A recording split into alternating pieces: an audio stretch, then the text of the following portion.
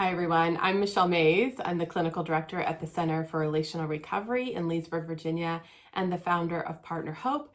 And I'm back to talk with you about things related to betrayal, sexual betrayal, betrayal trauma, and everything that gets dealt with in the aftermath of experiencing a betrayal like that in your relationship. So, what I want to talk about today is the topic that's been in the news, which is the shooting that's happened in Atlanta. And I'm sure that unless you're living in a cave or taking a break from social media and TV, that you've heard about this and have probably been watching the media coverage with perhaps some confusion and consternation about the way that it is being covered. So the shooting did happen. The person who committed the shooting has claimed to have a sexual addiction. And so that has been very much part of the coverage and part of the conversation that's been happening. So I want to talk about that today because, of course, in our community, we have a whole bunch of people who are partners of sex addicts. And the way that this has been being talked about and discussed may be raising some questions and concerns for you. And so I want to just come in here today and give you some things to think about and maybe answer some of those questions and concerns for you. So let me start at the beginning by saying that my heart goes out to the family and friends of the women who were killed in that act of violence. And every one of those women is somebody's daughter and sister and wife, mother. I absolutely know that they have left an enormous hole and loss that touches countless lives. So my heart goes out to the friends and families who have lost somebody in that shooting and in that act of violence. And also to the Asian American community who, one of the things we know is that there's been higher incidence of racially motivated violence and incidents against Asian Americans since the start of the pandemic. So these things all interweave in different ways around this shooting. So there's a lot of different dynamics at play. What I want to talk about today is the piece of sex addiction and the claim that the shooter has made that he's a sex addict, and then how that's kind of woven in to how we've been thinking about things and how it's been covered by the media and all of that. Okay, so let me start here with saying that when the media covers something, they want to get clicks, they want to get people to click on their news item. And so they're not always super responsible, in my opinion, about how they cover things. And often they're going for the more sensationalized opinion or viewpoint rather than the most helpful information. So we've seen a whole lot of discussion about sex addiction in all kinds of ways around this event. So one of the things that I want to say really clearly is that anyone who is dealing with sex addiction, people who are dealing with addiction in general, they're also dealing with everything else life has to offer. So you can be an addict and have cancer. You can be an addict and have a mood disorder. You can be an addict and deal with anxiety. You can be an addict and have bipolar disorder. You can have a personality disorder. You can have life happening or other mental health issues that are accompanying the addiction.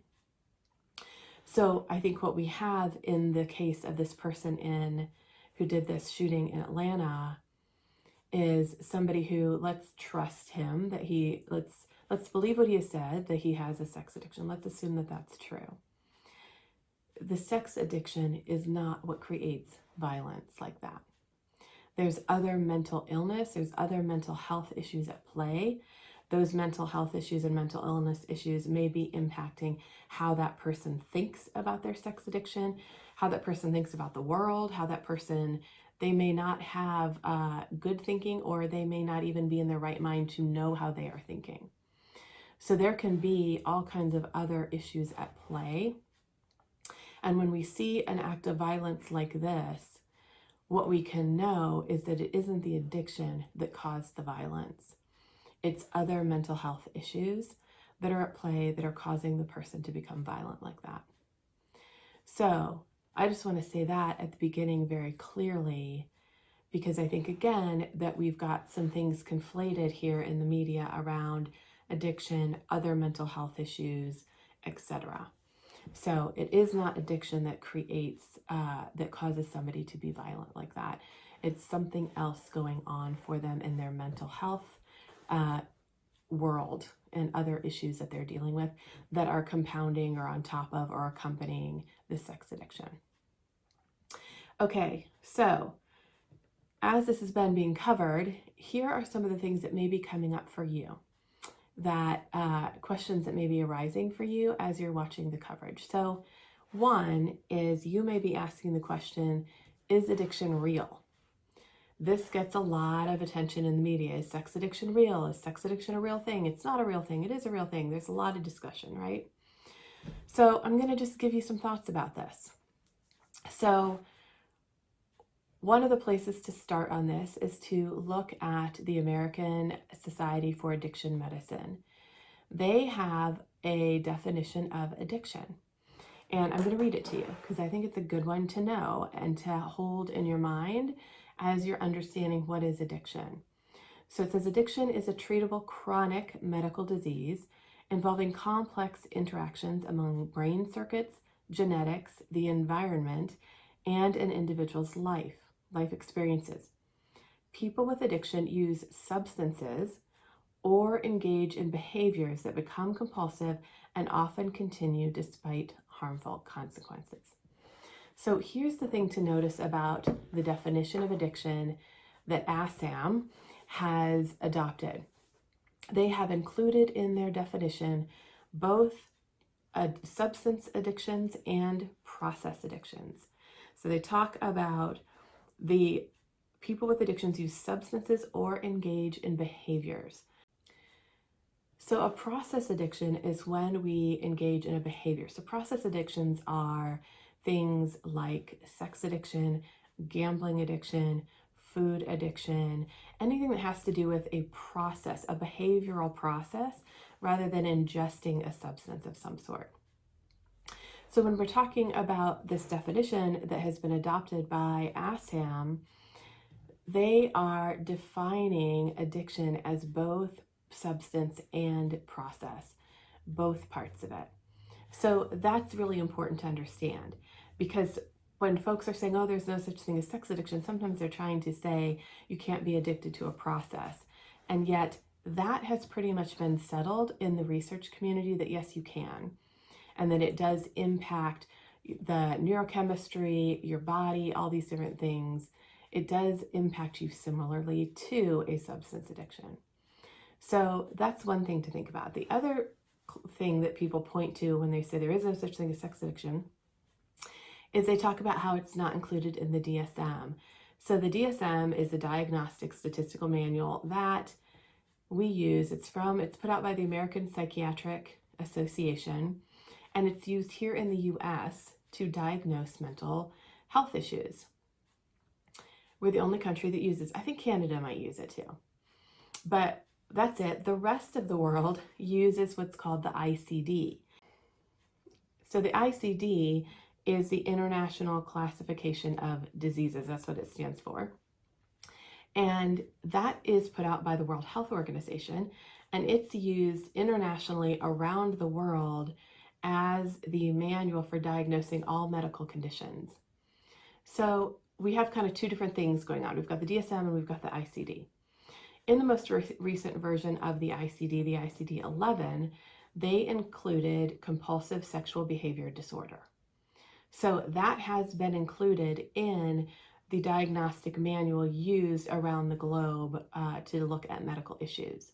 It did not, sex addiction or sexually compulsive behavior did not make it into the most recent version of the DSM that was released several years ago. And that has to do, I think, with the political load that accompanies the issue of sexuality and the idea of sexually compulsive behavior. So when we're talking about sex addiction, it's been highly politicized in our country. And it's been politicized in some different ways. Like, it's been politicized because some folks are very afraid that by naming certain behaviors as sexually compulsive, by talking about compulsivity around sexuality, that we are being sex negative, that we are going to move toward trying to have label behaviors as taboo. So another way that this has been politicized is that people are concerned that if we have a diagnosis for sex addiction or sexually compulsive behavior, that will get used in the court system to let people off from criminal activity that they've been involved in. They'll use it as a defense around criminal activity, and that's a legitimate concern. So it's not that these aren't legitimate concerns, but it gets politicized in a way that other things don't. So what we see in the DSM is that in the most recent version of the DSM, they chose to not include sex addiction or compulsive sexual behavior. They chose to include gambling disorder. So they chose to include gambling addiction or gambling use disorder, which is a process addiction. So they've included a process addiction in the DSM, but they excluded sex addiction. So these are just really complicated issues that are being argued about at a cultural level. But what we hear in the news is a lot of, oh, it's not real, or oh, it is real, or just kind of very diminished ways of talking about it that sort of ignore the complexity around it. So I obviously have a bias that I believe that sexually compulsive behavior disorder does exist. I call it sex addiction. I call it sexual compulsivity. I call it by different things at different times when I'm talking about it. But I believe this disorder absolutely does exist, and that it is affecting lots and lots of people in harmful ways and really damaging their lives and their relationships. So that just gives you an idea of sort of what the argument is about and some of the different pieces that exist that do support in both the definition that's being used by the American Society of Addiction Medicine, in the ICD-11, to support the diagnosis of sexually compulsive behavior disorder. All right, so that's one question you might be wrestling with. Is it real? Another question you might be wrestling with is sex addiction an excuse? Because it feels at times like it is used as an excuse to get people off the hook. So we see this in the media when celebrities come out at times and say, I'm dealing with a sex addiction, and they go to rehab. And here's the thing, they may very well be dealing with that. But what starts to happen is there starts to be this feeling that in order to deal with a PR mess, you claim addiction and go to rehab. And it starts to feel like a way out of something rather than a way into something, meaning a way into recovery and a new way of living. So again, this is conflated by the media and the media coverage of sex addiction. And that can create a sense that maybe sex addiction is just an excuse, that people are using it to cover up bad behavior. And I hear a lot of betrayed partners who ask this question, right? Their spouse may be diagnosed with a sex addiction, and then they come home and they're like, is that a real thing? Or is that just a way of you trying to excuse what you've done here? Is that a way of letting yourself off the hook? Am I supposed to let you off the hook? Now that you've been diagnosed with this, am I supposed to let you off the hook? Right? Am I allowed to hold you accountable? So there's a question about what does it mean to have a sex addiction in terms of responsibility and accountability. So here's what I want to say about that and a way for you to think about this issue. Sex addiction is a treatable condition. So compulsive sexual behavior disorder or sex addiction, whatever you want to call it, that is a treatable disorder. So what that means is that if you have been diagnosed with this issue, if you have a behavior pattern that indicates that there's a problem around the way that sex is being used in your life, then you are responsible to deal with that. So you have a responsibility to treat this problem so that you do not become a human wrecking ball and damage yourself and the people you love through out of control sexual behavior. You're responsible for that. It's a treatable condition. You're responsible to follow the recommendations of the treatment providers, to do the work involved in getting well, and to heal yourself so that you can be in relationships with others in a healthy way and have a full and healthy life. So you get a choice, obviously. Everybody gets to choose what they want to do. So you can choose not to treat this issue. You can choose not to do treatment, not to do what people recommend, and then you'll be living with the consequences of that in your life and in your relationship.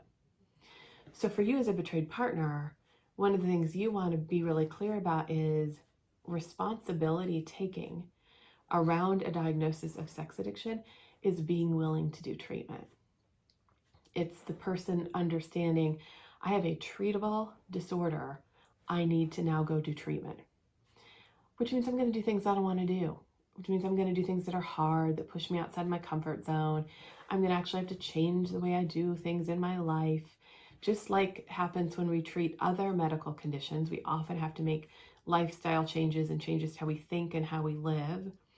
That's what's true when you're dealing with sex addiction as well. So the person is responsible to treat their addiction. They are also, when they enter into recovery, I consider the entire process of recovery a process of learning how to be responsible for the self and accountable for yourself in relationship with others. So everything about recovery is about learning to be responsible and accountable. So if your fear is, if I accept that my partner has a sex addiction, if I accept this diagnosis, I somehow have to let him off the hook. This is somehow an excuse that's being used in society and in our culture, and it means that I can't hold them responsible or accountable. That's not true. Treatment and recovery are a process of taking accountability and responsibility for yourself in relationship with other people. All right, so that's maybe the second concern that's coming up around this conversation that's going on culturally right now, is whether or not it's an excuse. Sex addiction is an excuse. So the third thing that may be coming up for you, if you are in a relationship with somebody who is an addict, or if you're an addict yourself, you may have shame coming up because of the way that this is being talked about right now and talked about in our culture. The claim that it doesn't exist, the arguments, the conflating addiction and violence, and all of these different things that are happening in the conversation. It may, as a result for you, be creating a sense of shame because you are dealing with a sex addiction. So I want to just talk with you for a minute about that and how to help yourself with that shame if that's happening for you, whether you're the betrayed partner or the person with the addiction yourself. So anytime we take sex addiction and we conflate it with mental illness, which means we sort of merge it with mental illness and don't realize these are separate issues perhaps going on, or we politicize it, what it does is it heightens the stigmatizing and labeling around the issue of dealing with sex addiction. It takes the shame and the stigma that's already there culturally around these issues, and it heightens it even more. So when we're having a conversation culturally that includes these elements of politicization of things, of conflating mental illness with other things and not really understanding the dynamics, it can heighten everybody's sense of shame. So when that's going on at a cultural level, I talk about that as what I call cultural carried shame. So what it means is that the culture is sending shaming messages or stigmatizing messages about something, and then we internalize that shame. So we carry the shame of the cultural messages and we bring it in, and it becomes our shame. We let it actually become shame that we feel about ourselves. And we start to carry that shame internally in our internal emotional worlds. So when we do that, we now have cultural carried shame that we've taken on, and internalized, and we're living out of some of that shame. So the thing about carried shame is that you cannot heal it. You can only give it back because it doesn't belong to you. So this is not shame that actually belongs to you. This is cultural messages, stigmatizing messages, different things that our culture does around sex. Our culture's crazy around sex. I mean, let's just all acknowledge that that's just true, right? So then we get sex addiction and we all just kind of go crazy about it, right? So all this stuff belongs to the culture. It doesn't belong to you. So one of the things that you have to do as an individual who is either in a relationship with a sex addict or dealing with it yourself is you have to be really careful not to take in shame that doesn't belong to you, and not to take in cultural messages and believe them as true about who you are. You've got to hold that outside of you, because most people who are dealing with sex addiction, they are doctors and construction workers and school teachers and dentists, and they're just Joe Schmo. They're just everyday people who are dealing with an issue that has happened in their life where sex has gotten out of control for whatever reason and taken on a life of its own, become an addiction, become a compulsive disorder that now they have to treat and deal with.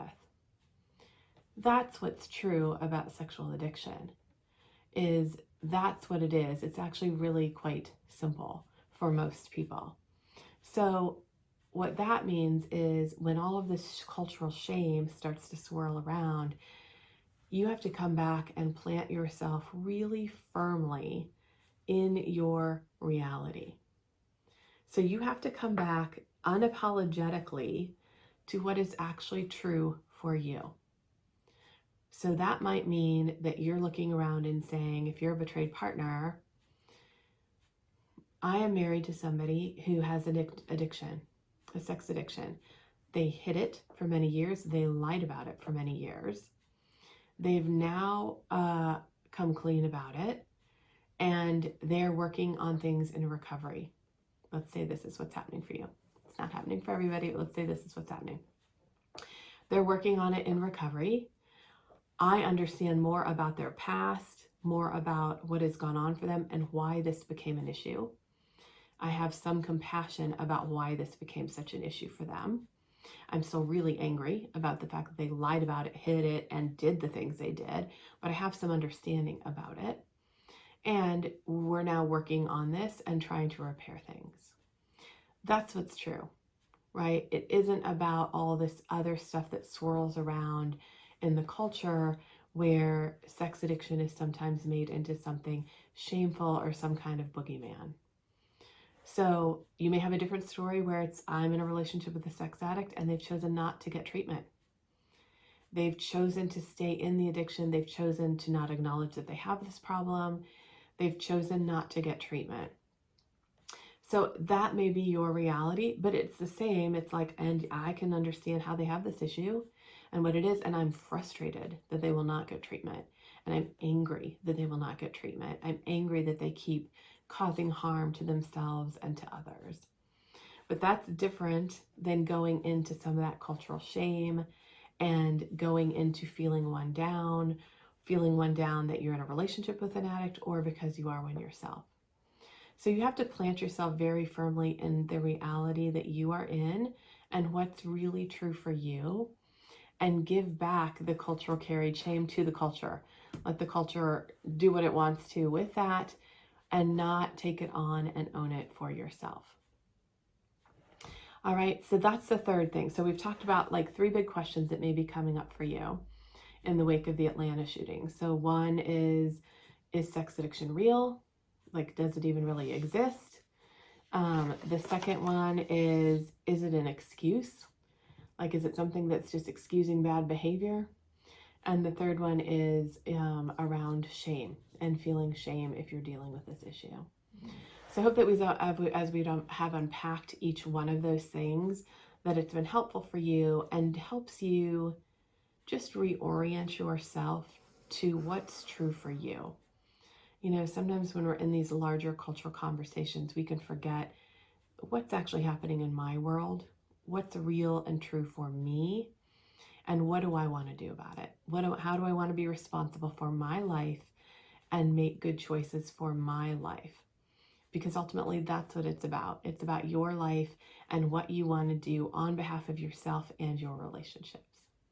All right, so I hope this has been helpful, and I will see you all next time. Thanks.